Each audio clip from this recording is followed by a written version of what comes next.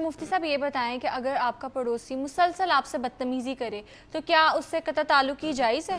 ہاں، بڑا اہم سوال ہے۔ دیکھیں حدیث پاک میں آتا ہے سل من قطعک واعف عمن ظلمک فلیعفوا ولیصفحوا۔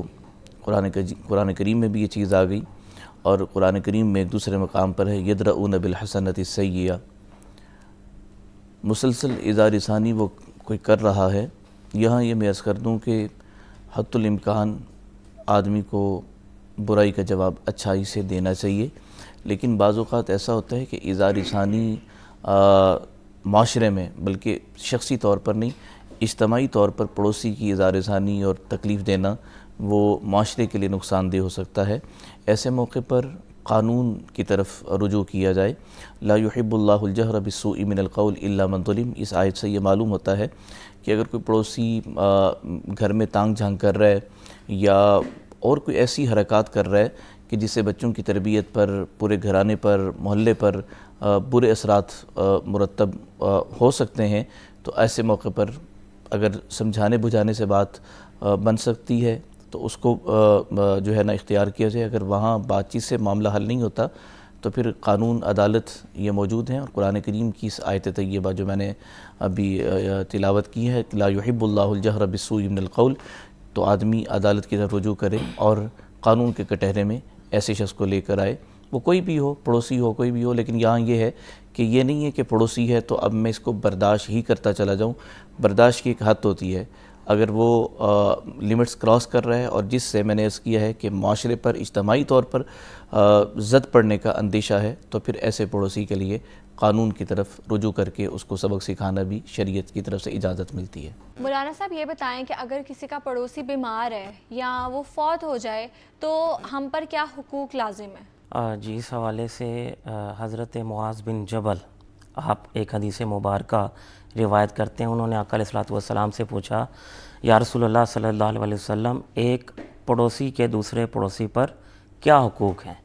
تو آقا علیہ الصلوۃ والسلام نے فرمایا سب سے پہلا حق یہ ہے کہ اگر وہ قرض مانگے تو اسے قرض دیا جائے، اور اگر وہ بیمار ہو جائے تو اس کی تیمانداری کی جائے۔ اس میں جس طرح علامہ صاحب نے فرمایا کہ کوئی مسلمان یا کافر کا فرق نہیں ہے، چاہے وہ کسی بھی مکتبہ فکر سے تعلق رکھتا ہے۔ اب ہمارے ہاں تو یہ معاشرے کی ستم ظریفی ہے کہ ہم کسی اور مذہب والے سے تعلق رکھنا تو دور کی بات ہے، اگر کوئی ہماری فکر سے تعلق نہیں رکھتا یا ہماری فکر سے متضاد ہے تو ہم ایسے پڑوسی سے بھی تعلق رکھنا پسند نہیں کرتے۔ تو یہاں پر جس بھی طرح کا پڑوسی ہو، جس بھی فرقے سے تعلق رکھنے والا ہو، جس بھی مذہب سے تعلق رکھنے والا ہو، اس کی تیمانداری کو آقا علیہ الصلوۃ والسلام نے حقوق کے اندر شامل کیا۔ پھر فرمایا اگر وہ فوت ہو جائے تو اس کے جنازے کے اندر شرکت کرو۔ پھر فرمایا کہ جہاں پر اسے کوئی خوشی ملے تو اس کی خوشی کے اندر خوشی محسوس کرو۔ یہ بڑی اہم چیز ہے ہمارے معاشرے کے اندر کہ ہم حسد کا شکار ہو جاتے ہیں جب ہم دیکھتے ہیں کہ ہمارا ہمسایہ، ہمارا رشتہ دار وہ کسی اچھی چیز کی طرف جا رہا ہے، اس نے کچھ اچھا خرید لیا، اس نے کچھ اچھا پہن لیا، اس نے کچھ اچھا بنا لیا، تو بجائے ہم اس کی خوشی کے اندر خوش ہونے کے ہم اس سے حسد کرنا شروع کر دیتے ہیں۔ تو آقا علیہ الصلوۃ والسلام نے فرمایا اگر تمہارے ہمسائے کو کوئی خوشی ملے تو اس کی خوشی کے اندر خوش ہو اور اسے مبارکباد دو۔ پھر فرمایا اگر اسے کوئی تکلیف پہنچے تو اس کی تکلیف کا احساس کرو۔ پھر اسی طرح آقا علیہ الصلوۃ والسلام نے فرمایا کہ تم اپنی دیوار کو اس سے اونچا نہ کرو۔ پھر فرمایا کہ تم اسے ہدیہ دو، تحفے دو۔